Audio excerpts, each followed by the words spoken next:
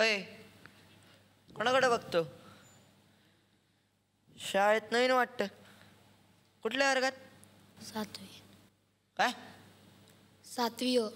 त्याला तू पण, मी पण, ती पण, आणि आपण पण.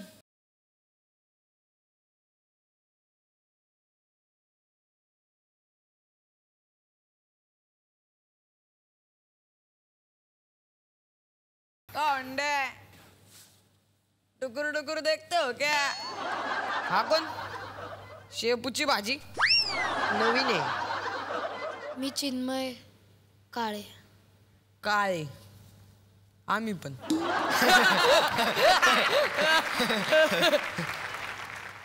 जोक. कुठला रे तू? पुण्याचा. कोण नाही कोणाचा ना आलाय पुण्याचा. मी नवीन आहे. मला शिष्यवृत्ती मिळाली. कुठं भेटते ती? ती एक परीक्षा असते.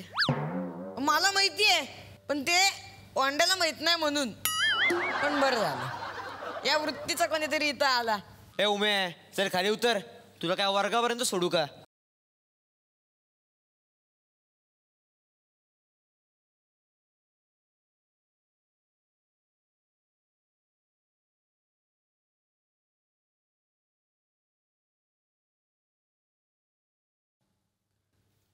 प्रिन्स भाऊंचा विजय असो.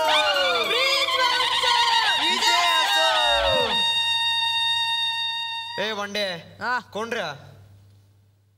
हे नवीन वाढले पुण्याचे आणि त्याला ती श्रुती मिळाली आहे. शिष्यवृत्ती नाही रे, शिष्यवृत्ती. अरे ते जाऊ दे. प्रिन्स भाऊंची नवीन सायकल बघ. पहिला प्रिन्स नवीन सायकल. ए एकदम नवीन का? टायर पण कुठे सापडली रे? ए रस्त्यावरती भेटीसारखं काय विचारतोय? पप्पाने आणली मुंबईवरून. बरेच पाहिजे. चालतंय की? हा हा हा. रेस ग्राउंडच्या या टोकापासून ते त्या टोकापर्यंत. हा आपण काय लंगडी खेळतो का? 8 टोकापासून 8 टोकापर्यंत. रेस एकदम मोठी पाहिजे. किल्ल्याच्या पायथ्यापर्यंत चालेल का? चालतंय की? चालतं की. पण अंपायर कोण आणन? हा अंपायर. ए शिष्यवृत्ती हा. इकडे ये. इकडे एकदम निपक्षपाती. चिटिंग मिटिंगचा तर प्रश्नच नाही. गुन्ही बाळे चिटिंग नाही करणार. नाही करणार ना? नाही म्हणते.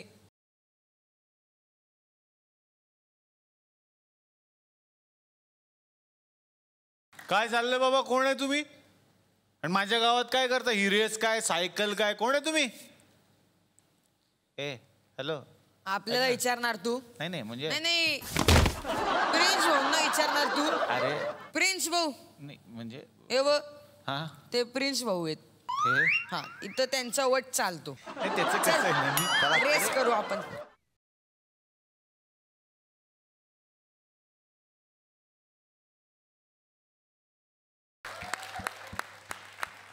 बघितलं ना मंडळी, मी इकडे सगळ्यांची हवा काढतो पण यांनी 5 मिनिटात माझी हवा टाईट केली. पण असू देत, मला बालपण फार आवडतं. कारण हे बालपण असंच असतं, मजेत जगायचं, राजासारखं आयुष्य जगायचं. म्हणूनच म्हटलं हो, बालपण देगा देवा. आणि याच लहानपणी आपल्या अंगी असतो एक सद्गुण. तो सद्गुण म्हणजेच निरागसता. मंडळी तुम्हाला म्हणजेच या मुलांच्या पालकांना आपल्या मुलांच्या मनातलं जर ओळखता येऊ लागलं ना, तर हाच सद्गुण, हीच निरागसता आपण आपल्या मुलांमध्ये आयुष्यभर पाहू शकतो. आणि हेच सांगणारा राष्ट्रीय पुरस्कार विजेता सिनेमा किल्ला. आणि आज माझ्या कॅफेमध्ये याच चित्रपटातली सगळी टीम येणार आहे. तेव्हा जोरदार टाळ्यांनी या मंचावरती मी आमंत्रित करतो हा किल्ला ज्यांनी लढवलाय त्या मावळ्यांना. जोरदार टाळ्या.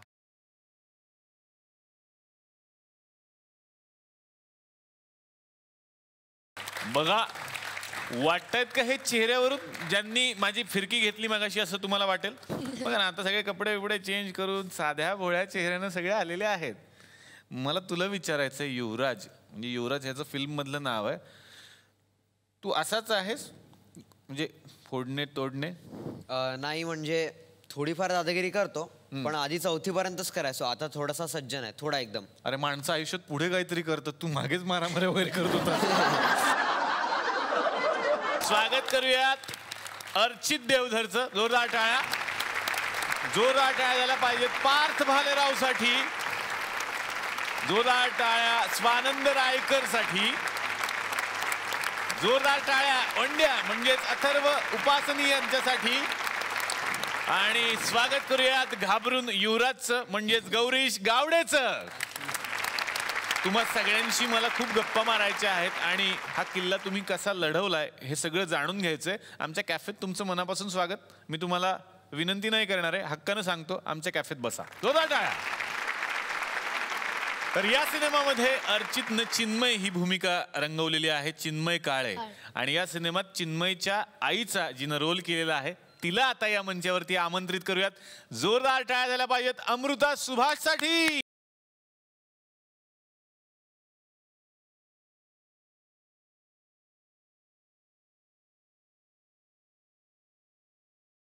अमृताचं मनापासून स्वागत या मंचावरती. खूप खूप धन्यवाद. मला अमृता तुझ्यापासूनच सुरुवात करायची आहे. नाव आहे किल्ला. हो. आणि तो किल्ला यांनी लढवलाय असं मला बाहेरून तरी दिसतंय. आम्हाला जाणून घ्यायचं या किल्ल्याच्या आतमध्ये काय आहे. चिन्मय काळे याची ही गोष्ट चित्रपटाच्या सुरुवातीलाच आपल्याला असं कळतं की माझा नवरा म्हणजे त्याची आई मी अरुणा काळे. तर माझा नवरा जातो आणि माझी बदली होते पुण्यासारख्या शहरातून गुहागरसारख्या एका छोट्या गावात. आणि मी याला घेऊन तिथे येतं. त्याला अजिबात करमत नसतं तिथे. साधं गाव आहे कोकणातलं. लाईट जातात सारखे. आणि आपल्याला असं लक्षात येतं की त्याचं आणि त्याच्या वडिलांचं एक स्पेशल नातं होतं. आईच्या आणि त्याच्यामध्ये काही तटबंद्या आहेत का काय. किल्ल्यामध्ये जशा तटबंद्या असतात ना तशा. सो किल्ला हा शब्द किल्ला या अर्थी पण आहे आणि यांच्यातल्या नात्यातल्या तटबंद्या या अर्थीही आहेत. आणि गुहागरचा समुद्र, तिथली वनश्री, तिथला पाऊस, तिथलं निसर्ग सौंदर्य हे सगळं या दोघांच्या नात्याचं काय करतं. ते सगळं चिन्मयचं काय करतं. आणि त्याच्या वडिलांचा मृत्यू ही एक मोठी दुःखद गोष्ट जी त्याच्या आयुष्यात घडलेली आहे. त्या सगळ्यातनं तो समृद्ध कसा होतो, वाढतो कसा, याची ती गोष्ट आहे. आणि त्याला हे सगळे मित्र तिथे भेटतात. वा. आणि ते त्याला आयुष्याकडे बघण्याची एक वेगळीच दृष्टी देतात. ही एक किल्ल्याची एका अर्थाने कथा आहे असं मला वाटतं. वा वा. अमृता म्हटलं की आणखीन एक गोष्ट येते ती म्हणजे कविता. आणि आमची अशी इच्छा आहे की या मंचावरती अमृताकडून आज आम्हाला काहीतरी ऐकायचं आहे. किल्ल्याच्या निमित्ताने, अरुणा काळेच्या निमित्ताने मला एका खूप छान कवयित्रीची आठवण होते. त्यांचं नाव इंदिरा संत. त्यांच्या अनेक कविता या मला अरुणा काळेच्या भावविश्वाशी खूप मिळत्या जुळत्या वाटतात.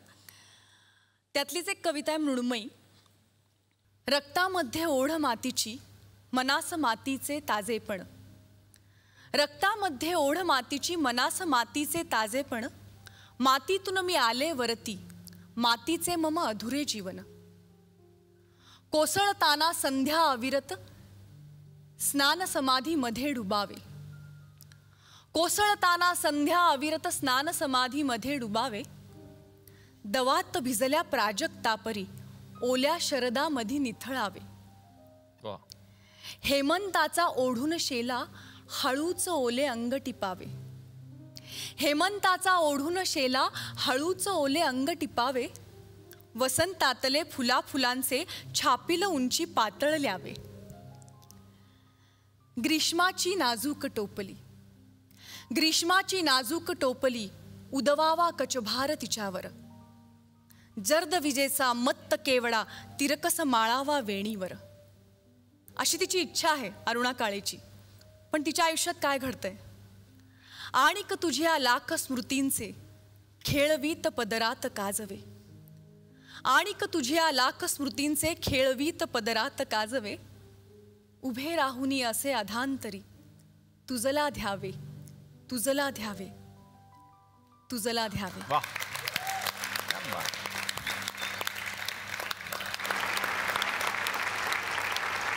सो त्याच्या आठवणीत, त्याची आठवण ह्याच्यात जागवत तिचं आयुष्य जाणार आहे. ती आहे अरुणा काळे.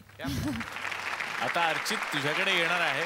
मला आईची भूमिका कशी आहे कळली आहे, पण कसा आहे हा अर्चित त्याच्यामध्ये. मी चिन्मय काळेची भूमिका साकारतोय. हा मुलगा त्याचं म्हणजे तो पुण्यात राहत असतो आईबरोबर. त्याची आई गव्हर्नमेंट ऑफिसर असते आणि तिथे त्याच्या मामाबरोबर तो राहत असतो. त्यामुळे त्या मामाचा जो मुलगा असतो त्याचा भाऊ त्याच्याबरोबर ह्याचं एक चांगलं ट्युनिंग असतं. पण जेव्हा आईची बदली होते तेव्हा मग सगळ्यात महत्त्वाचं त्याला काय वाटतं की त्याला सगळ्यात जास्त त्रास कसाचा होतो की आपण त्या भावापासून लांब चाललो आहे. आणि हा मुलगा थोडा इमोशनल आहे, म्हणजे तसा पटकन कोणात मिसळणारा नाही आहे. आणि समोरचं कोणी त्याला बोललं तो ते आतल्या आत कोंडून घेतो, तो रडतो पण कोणाला सांगत नाही. असा तो थोडा कमी एक्सप्रेसिव्ह आहे. आता मी येणार आहे पार्थकडे. पार्थ यापूर्वी सुद्धा या मंचावरती आला होता आणि तेव्हाही हा उल्लेख मी केला होता. भूतनाथ रिटर्न्स आणि किल्ला या सिनेमातल्या अभिनयासाठी त्याला नुकताच राष्ट्रीय पुरस्कार मिळालाय. त्याबद्दल तुझं मनापासून अभिनंदन. तर यामधली जी भूमिका तू साकारली आहेस बंड्या नावाची, अभ्यासात कसा आहे हा बंड्या? नाही, अजिबात नाही. लक्षच देत नाही अशा गोष्टींकडे. ऍक्च्युली तो जास्त विचार करत नाही पुढचा मागचा, की आहे जगायचा आहे तसं. आणि आहे त्यात तो खूप खुश असतो. अच्छा. खूप जास्त विचार नसतो करत, आई बाबा नाही आहेत किंवा हे नाही ते नाही आहे. तो आहे त्यात खूप मजा करत असतो. उगीच कोणाला त्रास देत असतो, त्याची मजा घेत असतो. असा खूप टवाळक्या करत टिंगल करत हिंडत असतो. पण तो युवराजला दबकू नये असं दाखवत असतो. अच्छा. पण तो खूप म्हणजे युवराजला कधी काही बोलत नसतो, पण युवराजच्या नावाखाली म्हणजे युवराज हा नावाला बॉस असतो. हा सगळं चालत असतो. हे सगळं चालत असतो. म्हणजे मेन रिमोट कंट्रोल ह्याच्या हातात आहे असं म्हणायला हरकत नाही. मास्टर माइंड असतो. मास्टर माइंड असतो. करेक्ट शब्द वापरला त्याने. तर आता या मंचावरती मी आमंत्रित करणार आहे या सगळ्यांना ज्यांनी या किल्ल्यात बांधून ठेवलेलं आहे आणि ज्यांच्या नजरेतून या किल्ल्याचं दर्शन आपल्याला होणार आहे, ते म्हणजेच या सिनेमाचे दिग्दर्शक. जोरदार टाळ्या झाला पाहिजे दिग्दर्शक अविनाश अरुण यांच्यासाठी.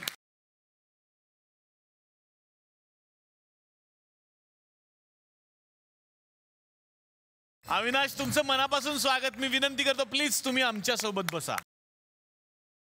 तर कुठलाही नवीन सिनेमा जेव्हा बनवायचा असतो तेव्हा त्याला पाठबळ लागतं निर्मात्यांचं, एका मोठ्या निर्मिती संस्थेचं. आणि अशीच एक निर्मिती संस्था या सिनेमाच्या पाठी उभी राहिली, ती म्हणजेच SL विजन, ज्यांनी याही कार्यक्रमाची निर्मिती केलेली आहे.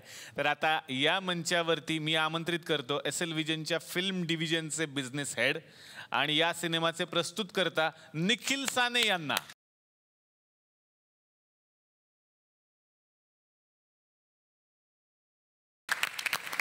तर सगळ्यांनाच आता किल्ल्याबद्दलची उत्सुकता वाढायला लागलेली आहे की कसा आहे हा किल्ला, तो आतून आम्हाला बघायचा आहे लवकरात लवकर. तर आज तुम्ही सगळेजण आलेला आहात. या सिनेमात कोकण दिसतं, तुम्ही आलाय थुकरटवाडीत. तर तुमची जशी शाळा आहे या सिनेमामध्ये तशी आमच्या थुकरटवाडीत सुद्धा एक शाळा भरते, माहिती आहे का तुम्हाला? तर आता आपण त्या शाळेत जाऊयात.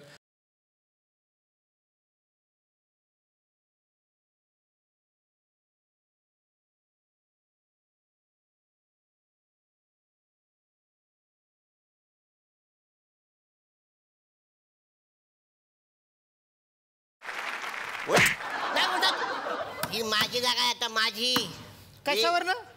मी तर बसलो म्हणून.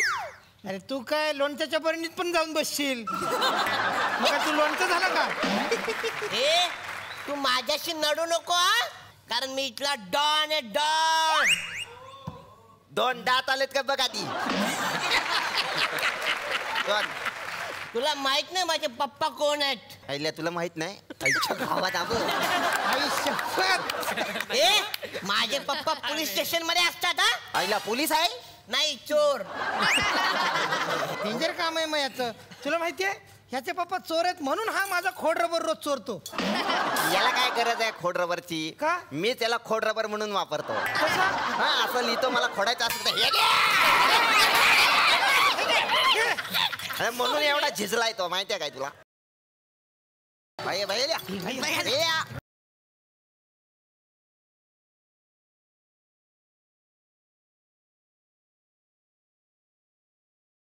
एक साथ नमस्ते करेंगे. नमस्ते कार. एक साथ नमस्ते, एक साथ नमस्ते.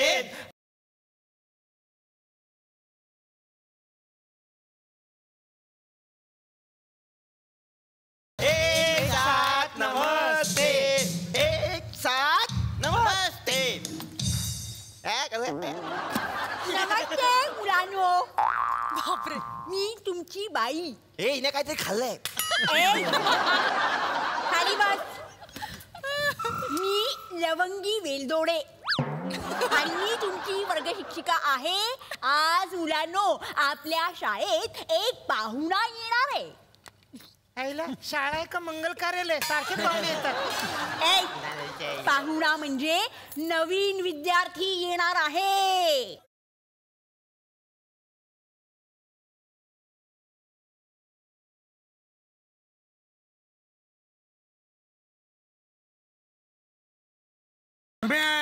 Common man.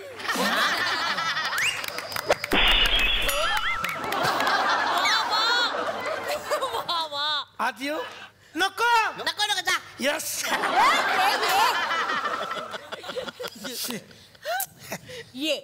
ये बाळा ये. काय रे नाव काय तुझं? You Tommy. हे नाव आहे म्हणजे? उत्तमराव उर्फ टॉमी. आणि वडिलांचं नाव? उर्फ. आणि आडनाव? टॉमी. अरे काय हे असं कधी आडनाव होतं का? माझ्या घरातले सगळे माझ्या घरातल्या सगळ्यांना कुत्रे आवडतात. Tommy you. हो बाई हा बघा मला चिडवतो. हे बघ नाही बाई मी त्याला इंग्रजीत म्हणलं. मिस्टर यू टॉमी यू इकडे येऊन बस. ये वो काय ए काय रे? ते आहे वॉटर गॅप. म्हणजे काय? वॉटर गॅप म्हणजे या गॅप मधून पाणी पितात म्हणून त्याला म्हणतात वॉटर गॅप. सॉलिड श्रीमंत आहे रे हा. नाही ढापली मी. ए मुलांनो आपापसात काय गप्पा मारताय? मग या ना तुम्ही पण आपण सगळे मिळून गप्पा मारू.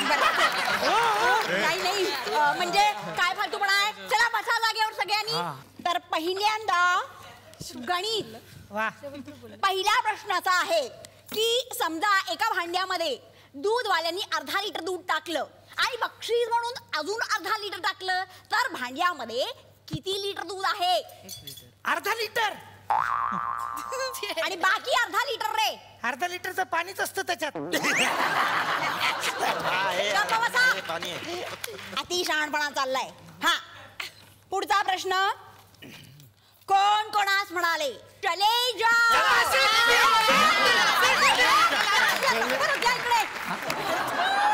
काय हे? तुम्ही बोला जामून. अरे मला प्रश्न विचारू द्या. हा बसा रे. ना गौली टवळी नुसती. हा तर चले जाओ कोण कोणास म्हणाले? आईला माझी आई बोलली होती काल पप्पाला. हाँ बोली चले जाओ वापिस नहीं आने का, नहीं तो तंगड़ा तोड़ के हाथ में देगा तेरे. जबरदस्त. आता पुढचा प्रश्न. Simon go back. माझी आई आत्याला बोलली होती. माझी आत्या सायनला राहती ना, तिला म्हणलं होतं ती वन्स सायन गो बॅक, वन्स सायन गो बॅक. मूर्खा सायन नाही रे सायमन. सायमन हा तेच बोलली होती. Once Simon second go back. कुठलं उत्तर शोधून आणली ती मूर्ख दगड कुठते सगळे. तर पुढचा प्रश्न आहे भूगोलातला. मला सांगा इग्लू म्हणजे काय? इग्लू म्हणजे आय लव्ह यू. त्या गाण्यात नाही का सांगितलंय बाई व्याख्या.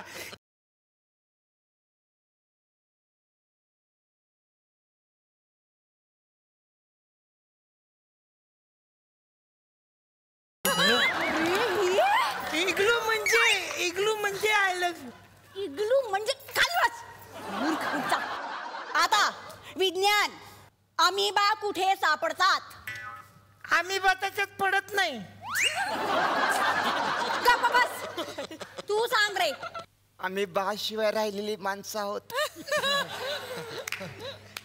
आम्ही बा कधी बघितलाच नाही. आम्ही एकट्या आईनं वाढवलं आम्हाला.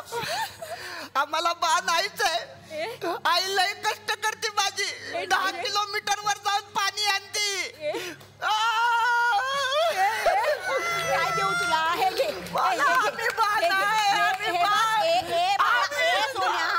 रडायचं नाही अजिबात. हा असतात. हे घे चॉकलेट खा. हा चॉकलेट.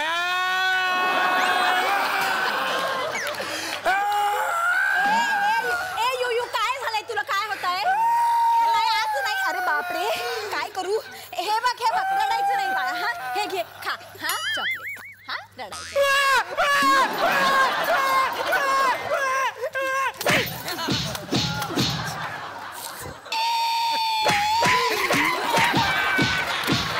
शांत बसा.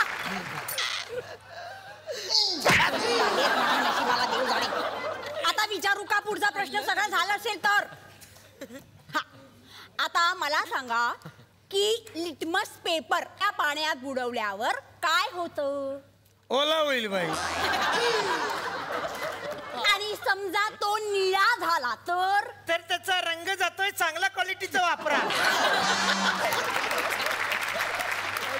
तुम्ही अशी उत्तरं देत राहिलात ना तर जे इन्स्पेक्शन वाले येणार आहेत ना पाहुणे, त्यांच्या समोर नाक कापाल माझं. बाई काळजी करू नका. ते गेल्यावर आम्ही तुमचं नाक कापू. रे काय हे? ते साहेब कधी सुद्धा येतील, कळलं का?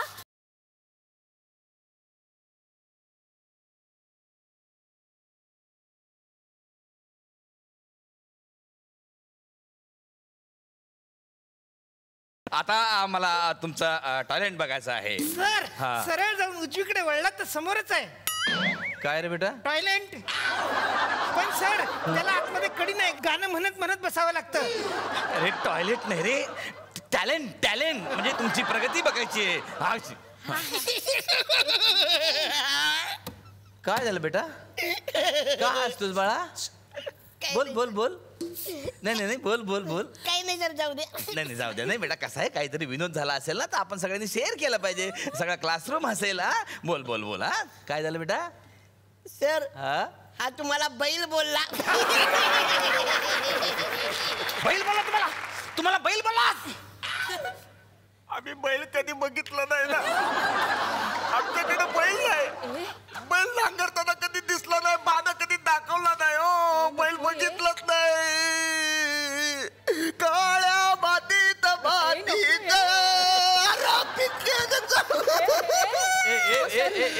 नाही काय आहे माझी 10 किलोमीटर. बेटा असू दे बेटा. एक चॉकलेट घे. Good boy.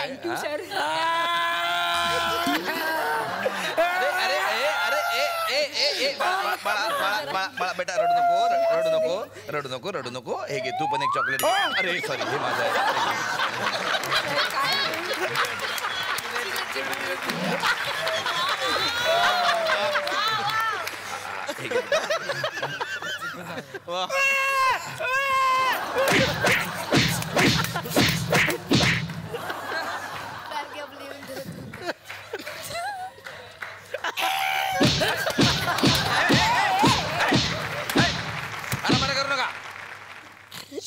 बसा रे बसा. मला सांगा, सगळ्यात हुशार विद्यार्थी कोण आहे? हा सर. मी. मी. अरे गुड बॉय. बरं मला बेटा सांग, 12 8 किती? 12 8 120. हा हुशार आहे विद्यार्थी तुमच्यातला. बरं 120 बोलतो तो. अहो सर, तो 120 तरी म्हणालाय. बाकी सगळे डायरेक्ट 200च्या वरच बोलतात. मी आता काही म्हणी म्हणून दाखवणार आहे, त्या तुम्ही पूर्ण करायच्या. हा ओके. हा अंथरून पाहून झोपून जावे. अरे अंथरून पाहून पाय पसरावे. हा अडला हरी त्याला हॉस्पिटलमध्ये न्या. अडला हरी आहे रे ते, अडली हिरा नाही रे. तुम्ही काय इष्ट करताय? मला सांगा, घरोघरी व्हॉट्सअपवर पोरी.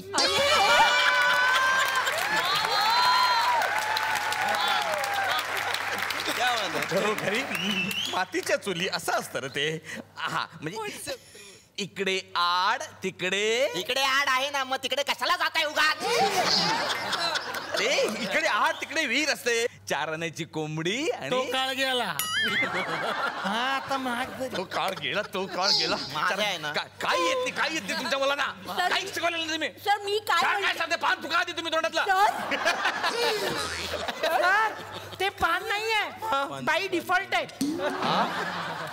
By default. मॅडम तो ड्रॉवर आत घ्या. बघा हा? बघा आलं ना बाहेर आपण. बाय खाली. मला एक गणित विचारतो तेवढं तरी सांगा रे मला तुम्ही. हे बघा माझ्याकडे 10 आंबे आहेत. हा. ओके माझ्याकडे 10 आंबे आहेत. त्याच्यातले 3 आंबे नासले तर माझ्याकडे किती राहिले? सर हा शाबास. गुड गुड बेटा. 10 आंबे राहिले. अरे 3 नासलेत ना, 10 कसे राहतील? नाचले तरी पण ते आंबेच राहिले ना, का त्यांचा फणस झालाय. तो अक्कल नाही तुमच्या पोरांना काही. सर काय नसेल आम्हाला येत तुमच्या प्रश्नांची उत्तर, पण आमचं जनरल नॉलेज काही कमी नाही आहे. काय कनालीस काय जनरल नॉलेज कोणालाच येत नाहीत अशा प्रश्नांची उत्तर आम्हाला येतात. कनालीस हा सर माझ्या एका तरी प्रश्नाचं उत्तर तुम्ही देऊन दाखवा. देऊन दाखवा म्हणजे विचार तू काय विचारायचं आता? सांगा काय पाहिजे सांगा. मला वडापाव सांगा. ऑर्डर घ्यायला बसले मी इथं. काय प्रश्न आहे ते विचारा, मी सगळ्या प्रश्नांची उत्तर देतो. ठीक आहे हा सर. हा एका झाडावरती 5 पक्षी आहेत. ओके तिथे एक शिकारी आला. ओके. त्याच्याकडे फक्त 3 गोळ्या आहेत. ओके त्यातली पहिली गोळी त्याने झाडली. हा. आता सांगा झाडावरती किती पक्षी उरले? बाळा हे आम्ही लहानपणी ऐकलेले प्रश्न आहेत. झाडावर काहीच उरलं नाही कारण की गोळीच्या आवाजाने सगळे पक्षी उडून गेले. चूक काय? झाडावर सगळे पक्षी तसेच आहेत, पाचीच्या पाची. कसे काय? गोळी झाडली ना त्यांनी? हो पण ती गोळी चुकून त्याच्या हातातून खाली पडली होती. त्याने माती अशी झाडली.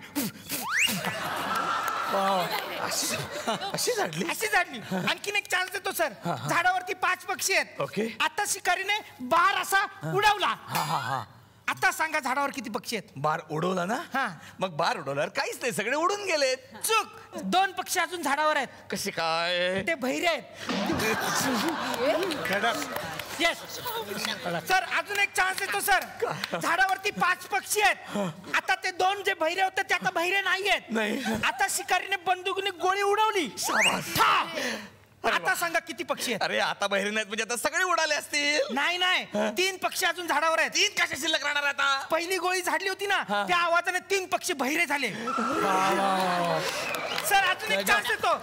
आता झाडावरती 5 पक्षी आहेत आणि 5 पक्षी बहिरे नाहीयेत. आता शिकारीने बार उडवला. आता मला सांगा झाडावर किती पक्षी आहेत? आता बहिरी नाही तर सगळेच उडून गेले असताना बाळा. चूक सर. मी तुम्हाला आधीच सांगितलं होतं शिकाऱ्याकडे फक्त 3 गोळ्या आहेत. आई शपथ सरच उडाले. सर गेली म्हणजे शाळेला सुट्टी.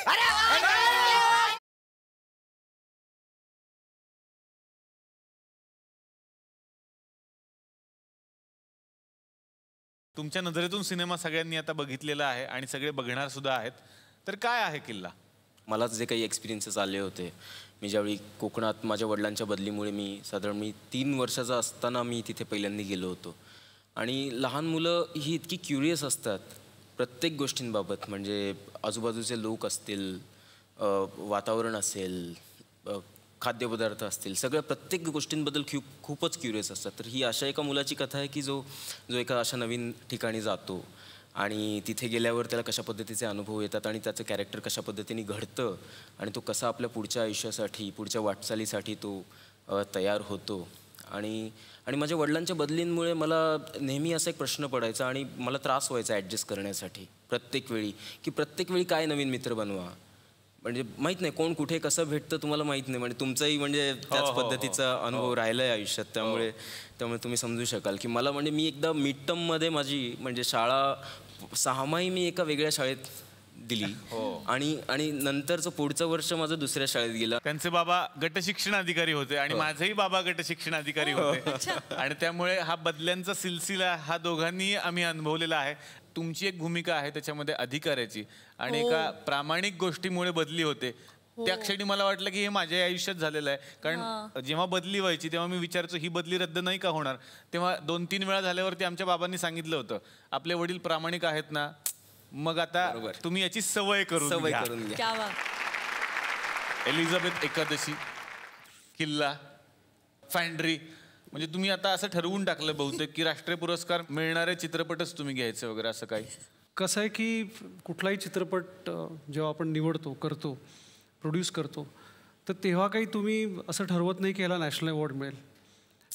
फॅन्ड्री जेव्हा आम्ही केला किंवा एलिझाबेथी जेव्हा ठरलं किंवा किल्लाही जेव्हा आम्ही अविनाशला तर पहिल्यांदा बघितल्याच सांगितलं की आपण हा सिनेमा करूया. आता या गोष्टीला जवळजवळ 1.25 वर्ष झालं, 1 वर्ष तरी नक्कीच झालं, मागच्याच जूनमध्ये. सो तेव्हा कुठलाही असा विचार नव्हता किंवा कुठेही असं डोक्यात हे नव्हतं की हा सिनेमा अवॉर्ड विनिंग आहे किंवा या सिनेमाला एक क्रिटिकल ॲक्लेम मिळेल म्हणून हा सिनेमा करावा. आणि ज्या प्रकारे अविनाशने एक्सप्लेन केलं किंवा तुमच्याही ज्या गप्पा होत आहेत की एक अतिशय हळूवार संवेदनशील कथा आहे आणि मला असं वाटतं की हा मराठीत एक जे नवनवीन प्रयोग होत आहेत त्यातला हा एक पुढचा टप्पा आहे. जे आपल्याकडे एक स्ट्रेंथ आहे की आपण खूप शब्दांच्या मार्फत, कलाकारांच्या मार्फत गोष्ट सांगतो, ते आहेच ह्याच्यामध्ये.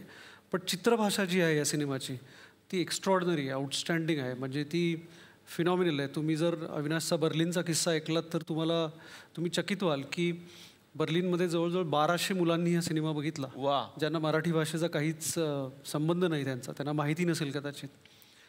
पण कुठेतरी हा सिनेमा म्हणजे जी सिनेमाची एक पॉवर आपण म्हणतो की सिनेमा भाषेच्या पलीकडे पोचतो किंवा सिनेमालाच एक भाषा नसते, त्याची एक स्वतःची एक शैली असते.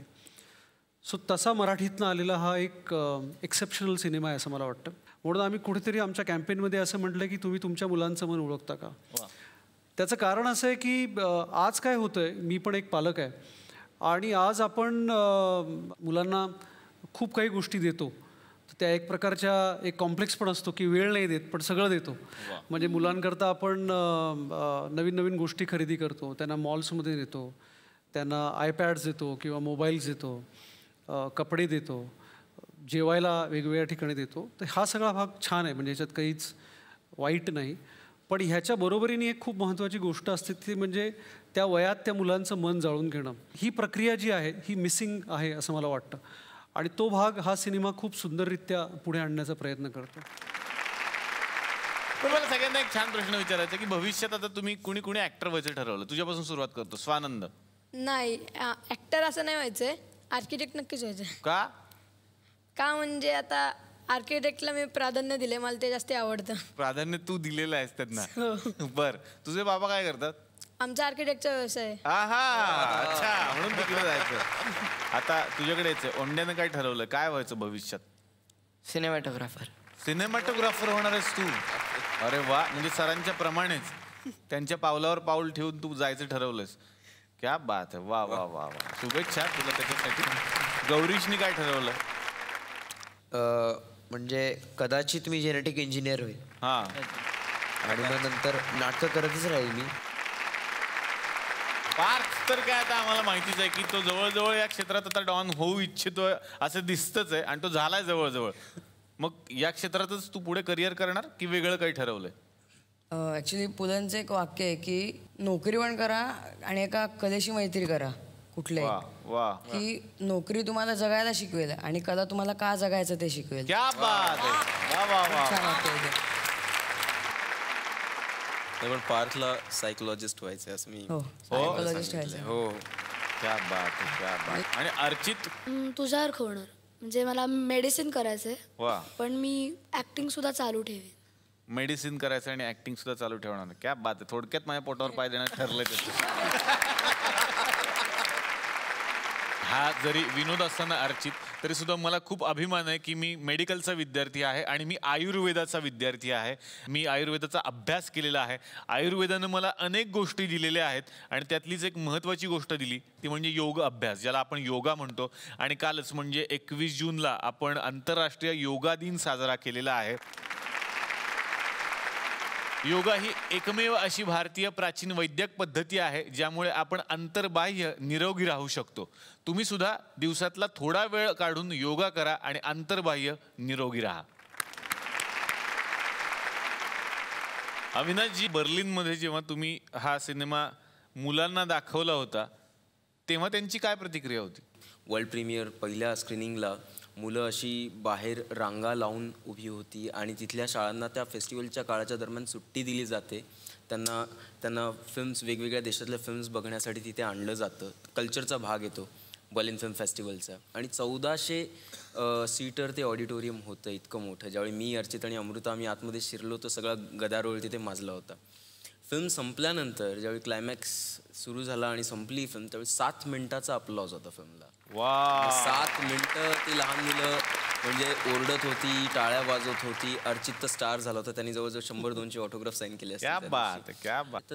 तर ज्युरीनी किल्लाला बेस्ट फिल्मचं पारितोषिक दिलं. तर आज अमृता आमच्यामध्ये आहे म्हटल्यानंतर गाण्याची रिक्वेस्ट तर झालीच पाहिजे, पण गाण्या अगोदर मला यायचंय अमृताच्या ती फुलराणीकडे. बरं, मग गाणं म्हणते त्यातलं.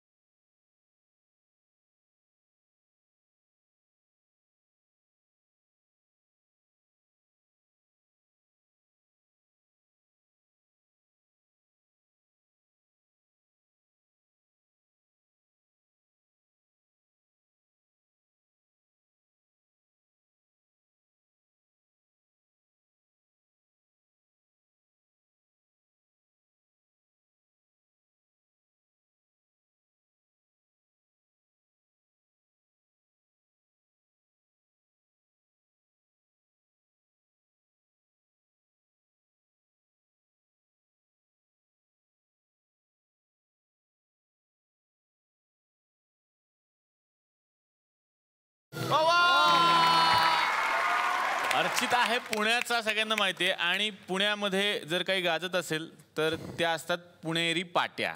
तर पुणेरी पाट्यांवर तो एक छान परफॉर्मन्स करतो. तर अर्चितचा हा परफॉर्मन्स आम्हाला बघण्याची खूप इच्छा आहे. नुसती पाटी आणि पुणेरी पाटी यात फार मोठा फरक आहे. ठिकठिकाणी लावलेल्या पाट्या फक्त पुण्यातच दिसत असाव्यात, आणि त्याही साध्या सुद्धा शब्दात नाही तर अस्सल पुणेरी भाषेत खोचक शब्दात लिहिलेल्या असतात. आता उदाहरणादाखल आपण काही नमुने पाहू. एका बंद बंगल्याच्या बाहेरची पाटी पहा. बंगला गेली अनेक वर्ष रिकामा आहे, आत चोरण्यासारखे काहीही नाही. त्यामुळे चोरांनी उगाच कुलपे वगैरे तोडून आपला वेळ व परिश्रम फुकट घालवू नये. आता एका कार्यालयाबाहेरची पाटी बघा. हे कार्यालय आहे, आत बघण्यासारखे काही नाही, आत येऊ नये. याच कार्यालयात वॉश बेसिन जवळची पाटी. कृपया हात धुताना व चूळ भरताना चित्रविचित्र आवाज काढू नयेत. आता अशाच एका बंगल्याबाहेरची पाटी बघा. आम्ही शाकाहारी आहोत, आमचा कुत्रा शाकाहारी नाही. थोडक्यात काय तर कुत्र्यापासून सावध राहा असा संदेश द्यायचा आहे. आता एका इमारतीबाहेरची पाटी बघा. इमारत रंगवण्याचे कंत्राट आम्ही कोणालाही दिलेले नाही, तरी सुद्धा पान व तंबाखू खाणाऱ्यांनी ही जबाबदारी घेऊन रंगाचा बेरंग करू नये. आता इथे नुसतं येथे थुंकू नये किंवा थुंकण्यास मनाई असं लिहिता आलं असतं, पण नाही, ही पुणेरी पाटी आहे ना. धन्यवाद. तर आता या मंचावरती मी आमंत्रित करणार आहे या सिनेमाच्या निर्मात्यांना. जोरदार टाळ्या झाल्या पाहिजेत अजय राय, मधुकर मुसळे आणि साजिद मंसूरी यांच्यासाठी.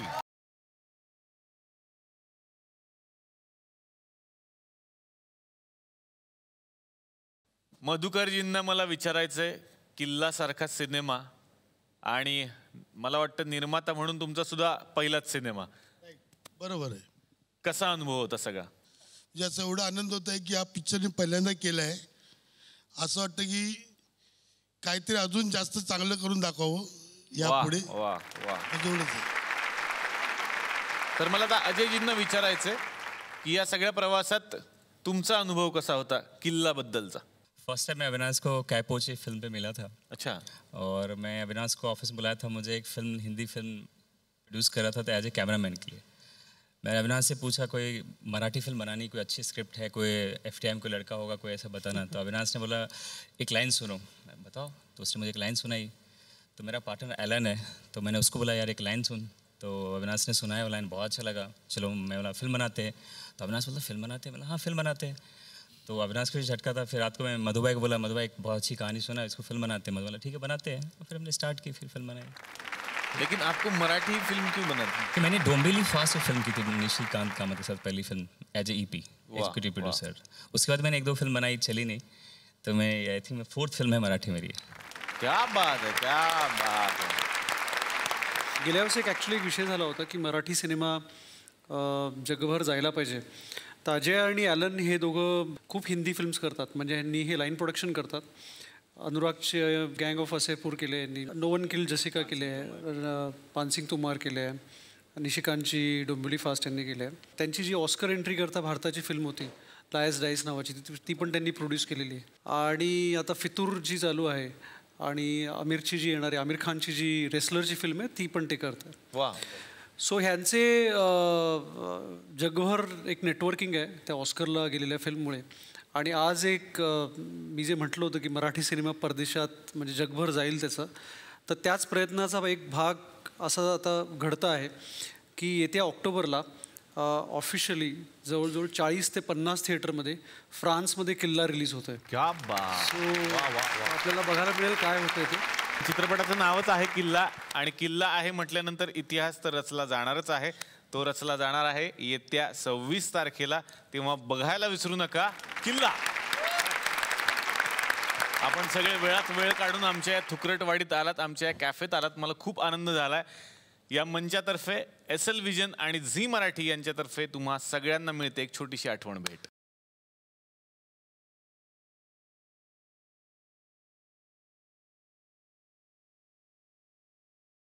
तर पुन्हा अशीच धमाल करण्यासाठी भेटूयात नवीन कलाकारांच्या सोबत. बघायला विसरू नका. चला हवा येऊ द्या.